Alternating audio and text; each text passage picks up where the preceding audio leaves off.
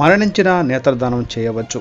గుడివాడ 11వ వార్డులో నివాసం ఉండి మరణించిన ఒక విశ్రాంత ఉద్యోగి తన 2 కళ్లను దానం చేసి 2 అంధుల జీవితాల్లో వెలుగులు నింపడానికి అవకాశం ఇచ్చారు.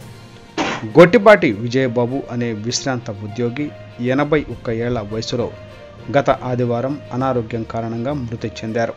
అయితే ఆయన కుటుంబ సభ్యులు విజయబాబు 2 కళ్లను దానం చేస్తే 2 అంధుల కుటుంబాల్లోకి వెలుగులు నింపవచ్చని ఆదర్శవంతమైన ఆలోచన చేశారు. ఆలోచన వచ్చిందే తడువుగా కొనకళ్ళ సీతయ్య చారిటబుల్ ట్రస్ట్ను సంప్రదించారు. వారు విజయవాడలోని అగర్వాల్ కంటి ఆసుపత్రి వారి ద్వారా విజయబాబు 2 నేత్రాలను సేకరించారు. ఈ సంఘటనపై హర్షం వ్యక్తం చేస్తూ సమాజంలో ప్రతి ఒక్కరూ ఈ విధంగా ఆలోచించి మరణించిన వెంటనే నేత్రదానం చేస్తే సమాజంలో మొత్తం అంధుల జీవితాల్లో వెలుగులు నింపిన వారు ఈ అందమైన ప్రపంచాన్ని చూడగలిగే అవకాశం కలగజేయవచ్చని పలువురు అభిప్రాయపడుతున్నారు.